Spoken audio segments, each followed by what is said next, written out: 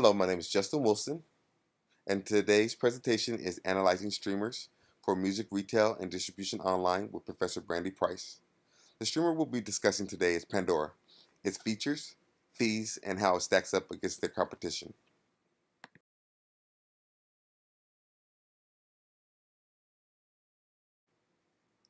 While there are over 100 million people paying for music subscriptions around the world, there's a huge audience that hasn't given streaming a second thought. Pandora is handling its catalog differently than its other streaming services.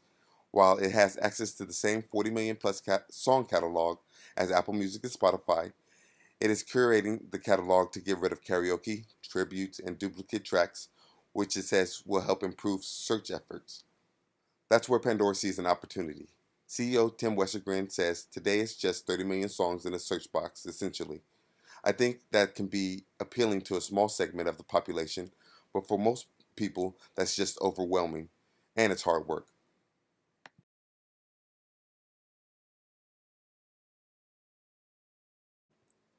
In the year 2000, Pandora Media Incorporated began as Savage Beast Technologies and was founded by Will Glasser, John Kraft, and Tim Westergren. The idea was to create a separate, individualized radio station for each user having just the good music on it with none of the junk that other users like, claiming Pandora will change the way that people discover and listen to music. Now powered by the Music Genome Project, the most comprehensive music analysis ever undertaken, Pandora gives their consumers personalized radio that plays what they love continually and evolves with their taste. Additionally, Gregory Muffey has served as chairman to Liberty Media Corp and Pandora and its predecessors since 2007 and is supported by a host of directors and management staff vital to the company's stabilization.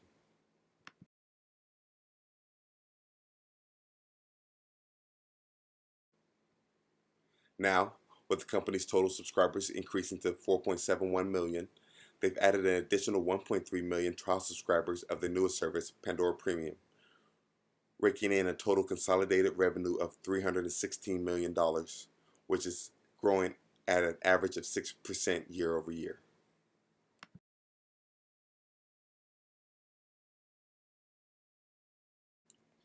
Pandora provides its consumers with a free downloadable application along with free basic subscription to all of its subscribers with the option to upgrade those services at the time of their choosing. Pandora's ad-free internet radio service debuted in 2009 for the very affordable price of $36 a year, but those were the good old days. Currently, the company has announced that its monthly fees will be increased from $3.99 to $4.99, and the annual option will disappear entirely due to the rising licensing costs. Pandora Premium, however, with its offline downloadable capabilities and targeting more lean-forward listeners, incorporates a $9.99 per month fee.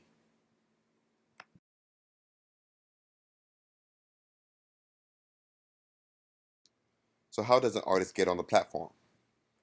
There are actually several steps necessary in order for Pandora to accept an artist's submission of their own creative works.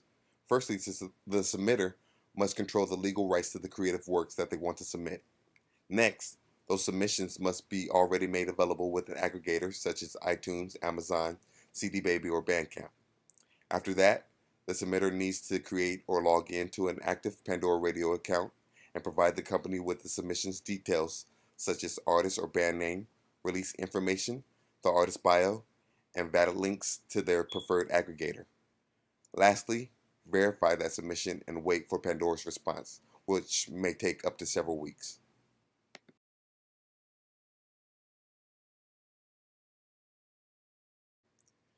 Pandora has three ways to listen: the free ad-supported basic service, Pandora Plus, and Pandora Premium. Basic Pandora is a free ad-supported radio service. Users can create stations based off of their favorite artists, songs, and genres. Pandora takes care of creating the playlist for them, while the user gives feedback on what they like and don't like. They can rate music by giving it a thumbs up, meaning they like the song, or a thumbs down. When you give a song a thumbs down, that song will never be played again on the station. Pandora Plus is an ad-free subscription service that includes the ability to replay tracks, listen to 3 of the user's most played offline stations, higher quality audio, and a longer timeout period. The newest subscription service, Pandora Premium, includes all the benefits of Pandora Plus, in addition to the ability to search and play songs on demand, no timeouts, fully customizable playlists, and more offline listening options. Unfortunately, this feature is only available for the iOS and Android mobile phones or devices. Additionally, all of these plans come fully capable of providing track information, lyrics, and sharing capabilities.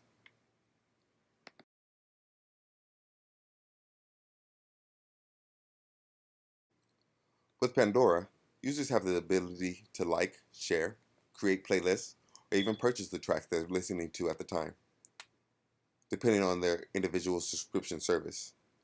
But if used outside the application or trying to access Pandora from a website or another type of device, subscribers won't be able to view those downloads unless they're subscribed to a Pandora premium account with only a limited amount of space. If consumers prefer to download music for their own personal collections with a file they can access elsewhere, Pandora recommends buying it from an online music store or authorized retailer.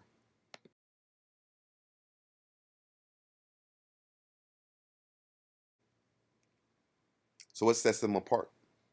Pandora and Spotify are two different mediums where one can listen to music. However, the main difference between them is that Pandora is a radio service where the user can listen to a radio station or lean back, whereas Spotify allows a user to search and stream a particular song as per their choice or lean forward. The main benefit of Pandora Radio is that the user can select the types of music they like, and Pandora will play similar music that the user is more likely to listen to, whereas the Spotify radio plays songs as per its own choice. Additionally, while both radios allow a user to skip a song, users on Pandora can only skip a certain number of songs within a time frame, whereas on Spotify, users can skip as many songs as they like.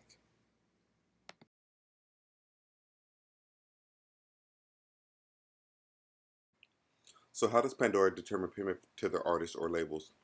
Well, Pandora doesn't actually pay their artists directly. They pay Sound Exchange, which then gives artists 45% of the net royalties, and half of that net royalty goes to the labels. Within due time, a small percentage may find its way back to the artist, but through their chosen aggregator's own royalty accounting system.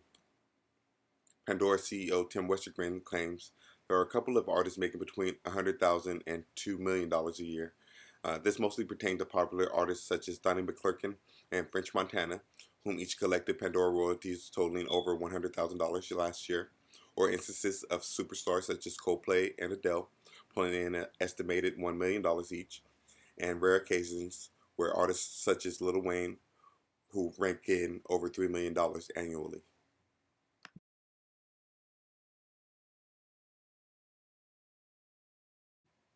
Personally, I prefer Pandora over their competitors because of the lean back listening approach that consistently introduces listeners to a larger collection of media they may have not been introduced to otherwise. Um, Also, the catering to the user's individual tastes is a big difference than, say, Spotify or Apple Music. Additionally, for the artists, with Pandora's random play capabilities, their content has a better chance of being streamed on a similar artist station, therefore increasing the artist's payout from the advertising pool. This brings my presentation to an end. My name is JD Wilson, and I thank you for your time.